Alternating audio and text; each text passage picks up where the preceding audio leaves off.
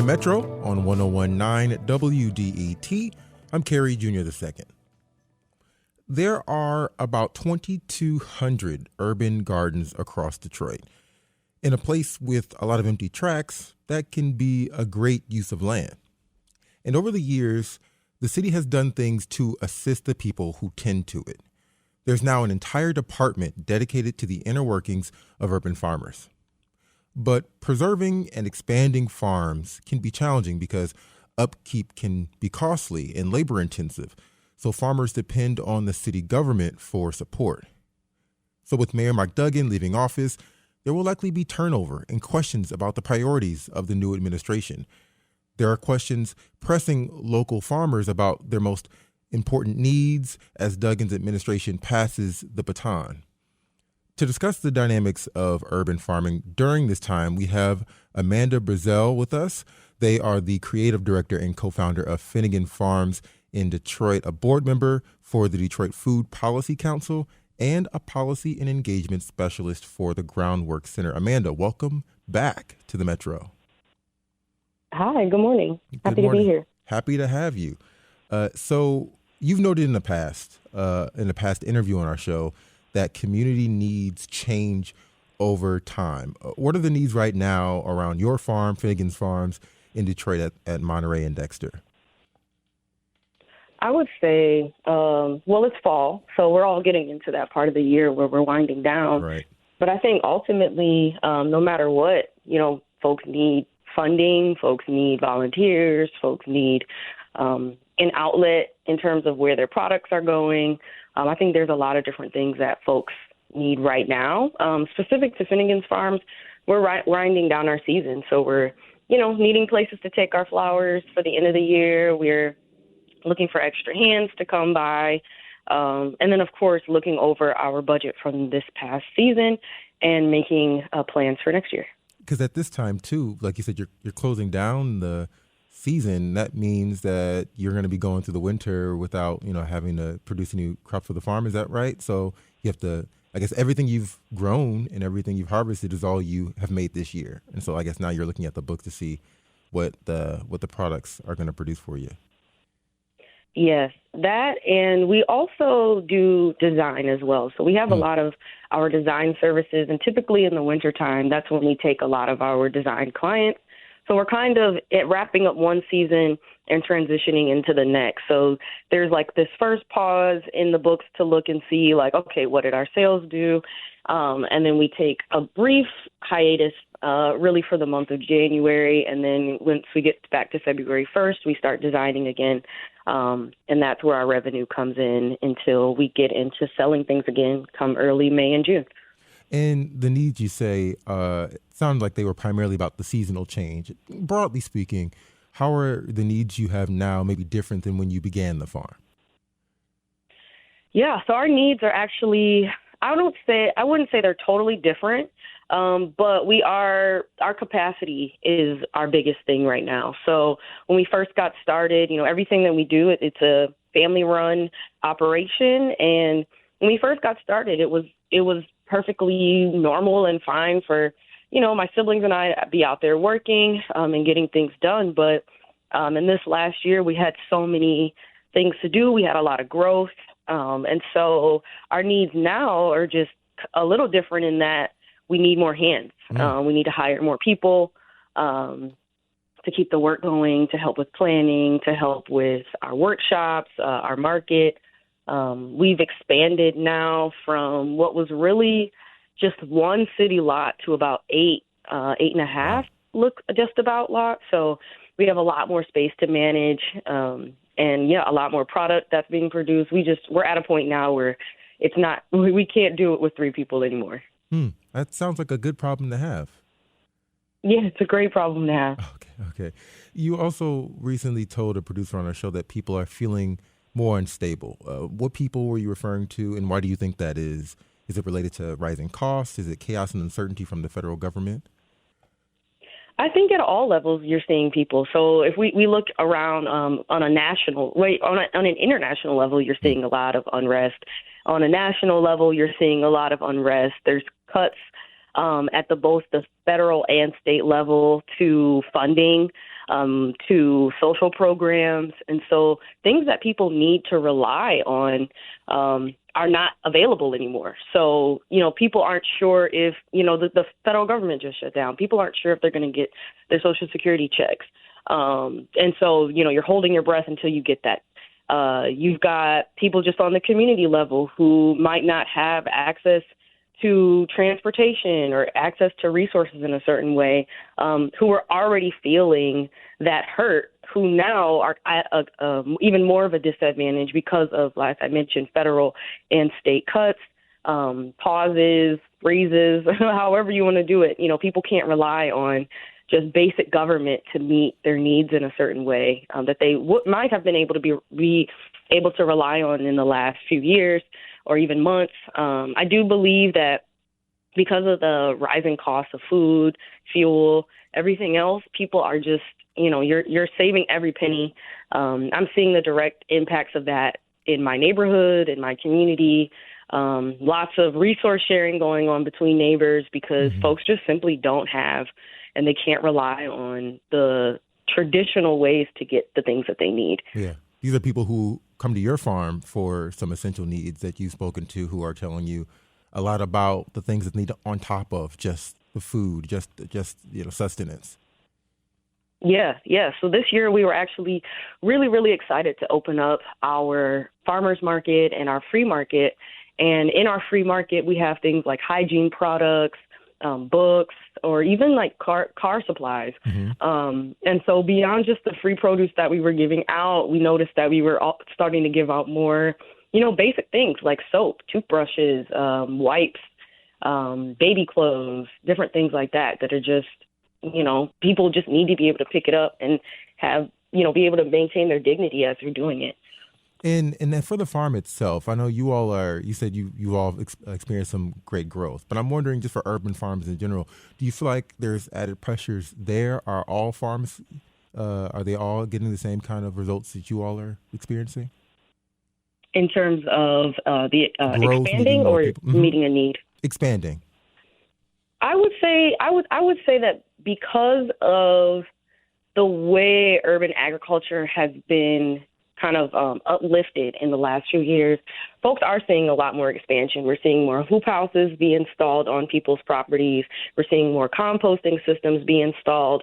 I am noticing a lot of my colleagues in the space are adding other things to their farm, but for the most part, folks are adding these things because they're meeting a community need. It might be a community composting initiative that's going on, or it might be that they do want to grow extra food to go, to add to the market, or, we're seeing more cooperatives come along in terms of food aggregation, right? And so you've got other farmers who are coming together to grow food, and they're expanding their spaces and buying more land. So I do believe that folks are trying to meet the need, but I do know that because of the way food and the food movement has worked in Detroit, these spaces were, poised to expand anyway because of just the trajectory of how their farms have been run.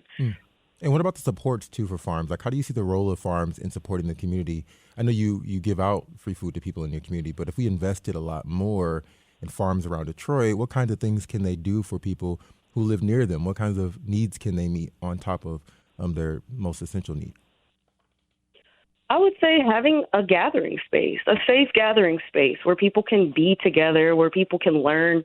Our space serves as a resiliency hub for our neighborhood. We're over in the Dexter-Linwood neighborhood. And if you know the history of the neighborhood, you understand that it had a difficult past. And so we're not just meeting, hey, I need tomatoes, and so I'm going to stop by your farm.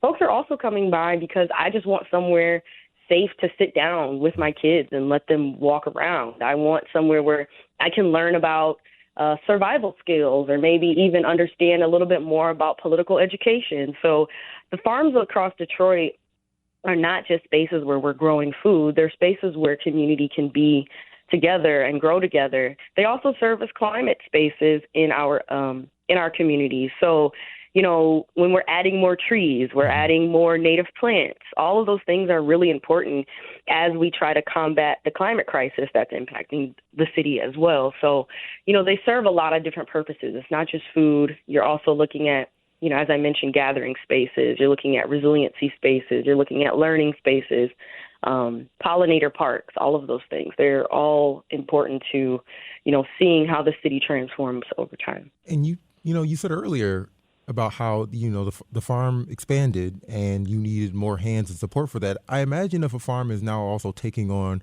all these other responsibilities, that adds a pressure to the farm itself.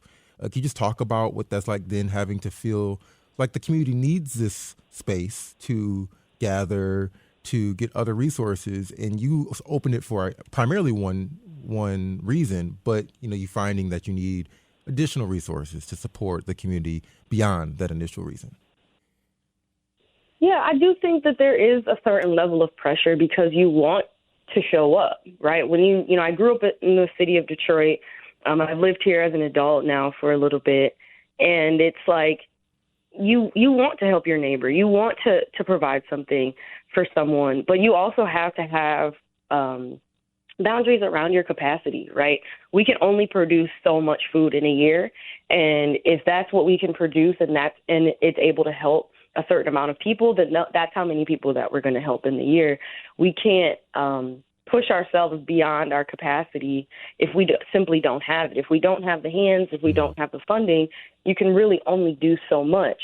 So there is some pressure, but I think that at a certain point we've had to almost detach ourselves in a way because you don't want to overrun what you're doing, and you also I don't want to run our operation into the ground just trying to do more beyond what our capacity is. So this year was definitely a learning curve.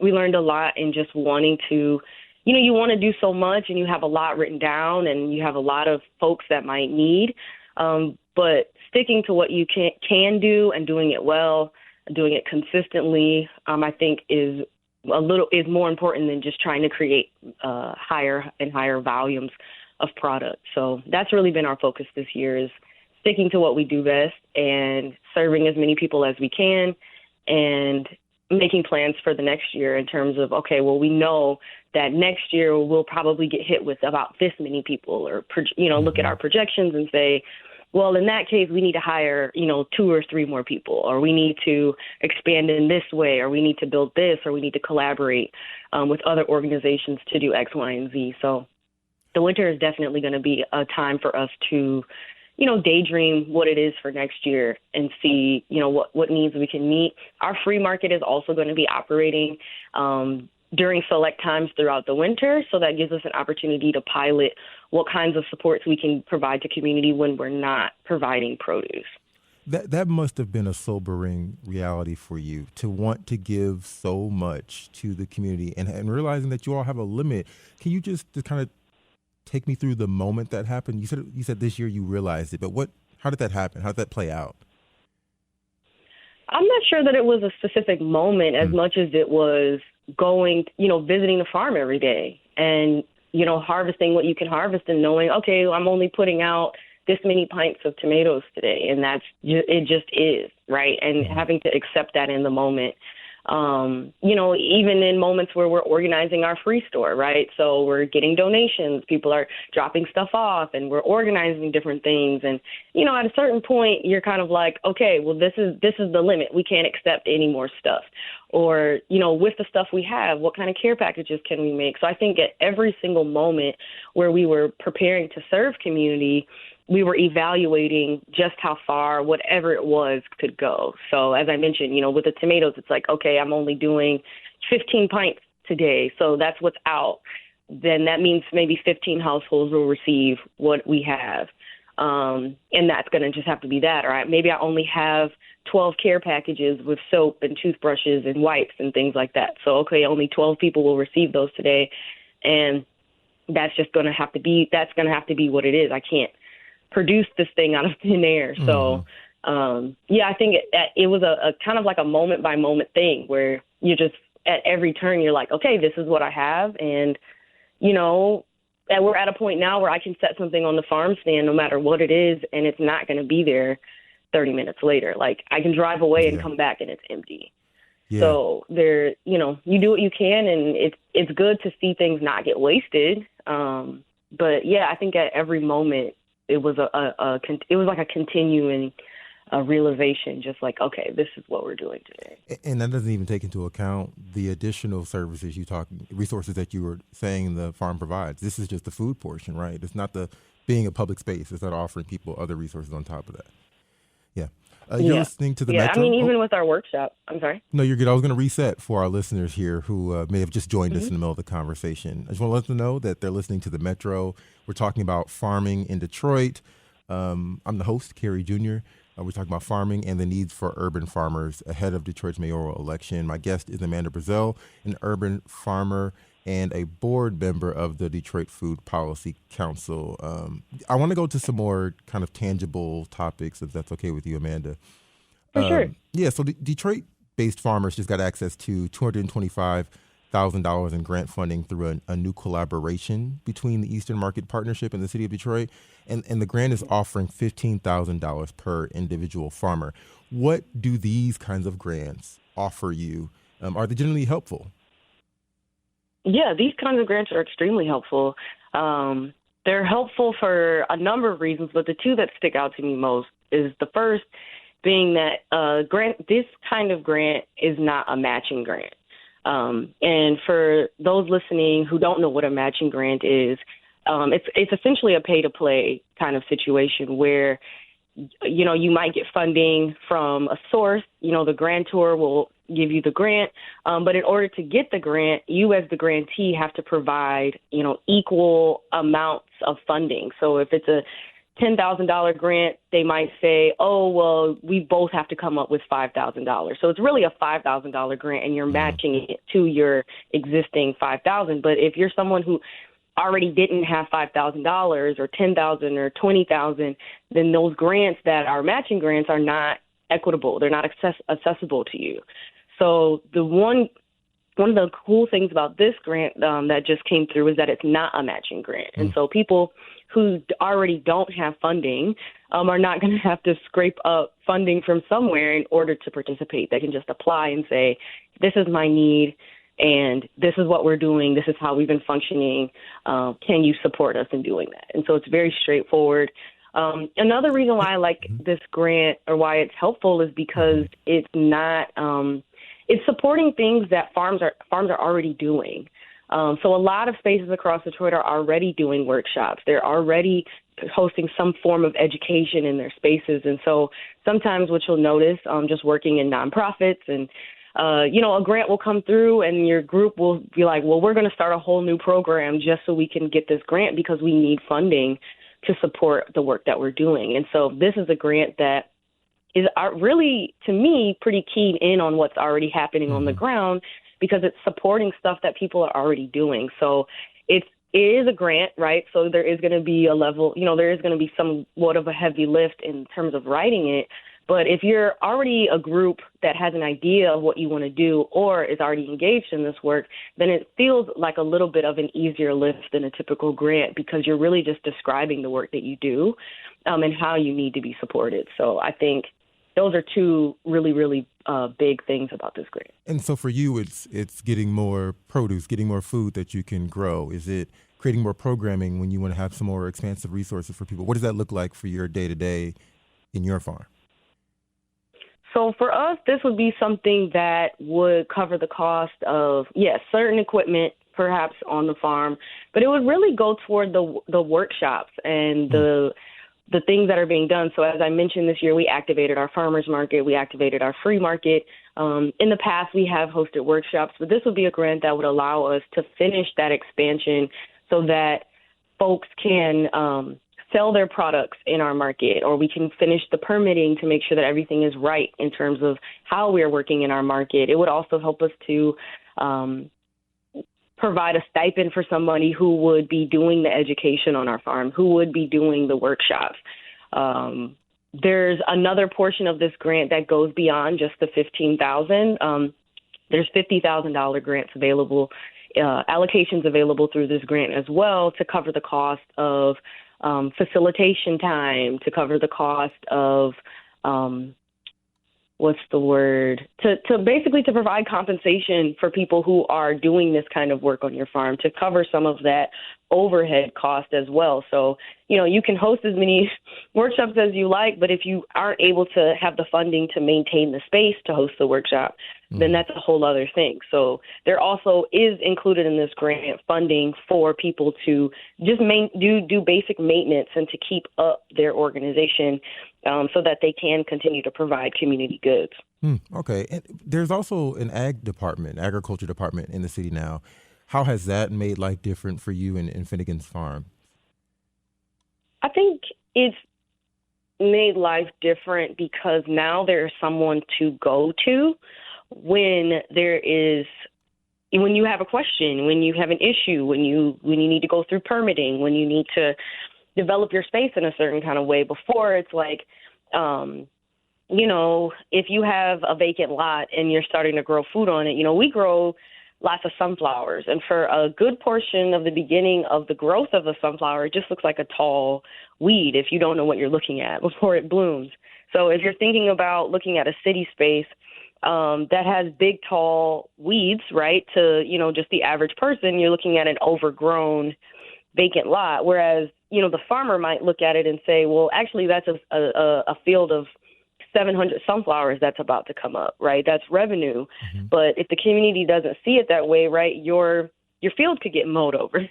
So now we have an office that helps us with these things, like helps us with our proper permitting so that as, where we're situated, we're 8 lots in the middle of a neighborhood. So we operate as a farm and we look like a farm, but everything around us is residential. So now I have a place that I can go to get properly zoned so that, when the city is driving by and is like, handing out blight tickets and things like that, we're not receiving those things just because I'm trying to grow corn and sunflowers and things like that. You're a liaison, so I think, there's a voice now that can help us navigate these processes, and also, having somebody who's genuinely interested in standing up for for this specific type of redevelopment. We hear all the time, right, that we want to invest into development for housing, and even invest into the development of downtown Detroit, right? You see a lot of that happening, but if you're somebody who's not doing that, you're just someone who's trying to turn a vacant lot into a pocket park or maybe an orchard or something like that for community.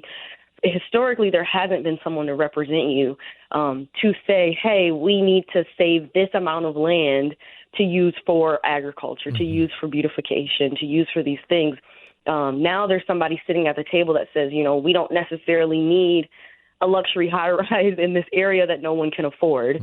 We need this lot to be transformed into something that can be used as for a community good and produce revenue in a certain kind of way. So there's different kinds of players now in the game that can support us. Do you have any questions or concerns that might arise now that the Duggan administration will be transitioning out? There'll be a new administration who we don't know who it will be yet. Any questions about what they might do or how they might support agriculture, urban agriculture in the city? Yeah, so I actually work with a Detroit farmer policy group. Working in policy, you end up in all of these little pockets and groups and coalitions. But we have, through all of that, we've met with both candidates who are up there right now. And, I think that just like any good politician, you're going to say the thing that community needs to hear so that you can get elected. I think for us, though, as policy people, as people who farm and are engaged in these spaces, you wait and see, right? You can say anything to me, but I need to see what you do in those first 30, 60, 90, 120 days in order for me to actually feel like this is real. So you're kind of, no matter who you're voting for, you're kind of just, you're placing a bet, right? To see are they really going to do the thing they said that they were going to do? So, yeah, we do have some concerns, but we're not going to be able to really address them or see if our needs are going to be met until that person is in office. I've got about 60 seconds. I want to get two questions in. Can you just give me real quickly what is like one or two of the main things you'd want this next administration to address? Water stability on vacant lots and land access, specifically through the land bank and other channels. Okay. And my last question is about how early in the conversation you spoke about how hard it can be to try and serve the needs of your community. But I imagine the work can also be rewarding. Can you just talk about some of the ways you feel fulfilled by doing this work? Oh, yeah, it's extremely rewarding. I mean, even when I don't see the people who come and pick up the food, just to know it's going somewhere feels good. Just to go outside and sit with the pollinators, sit with the birds, harvest flowers, engage in community, to be part of building a genuine food sovereignty movement across the city of Detroit is, it's part of my life's work. And so it is the thing I'm most passionate about, and it is extremely, extremely rewarding, I think, to see my neighbors get fed and know that it was because of an ordinance that we put out, or because they're getting food from a farmer that I'm close with. Things like that. It all feels incredible, and I'm very, very much so looking forward to seeing what the next 10 years of this work looks like in this city. I think we're going to be food sovereign Detroit in no time. Amanda Brazel is the creative director and co-founder of Finnegan's Farms in Detroit, a board member of the Detroit Food Policy Council, and a policy and engagement specialist for the Groundwork Center. Amanda, thanks so much for joining us today on the Metro. Thanks for having me.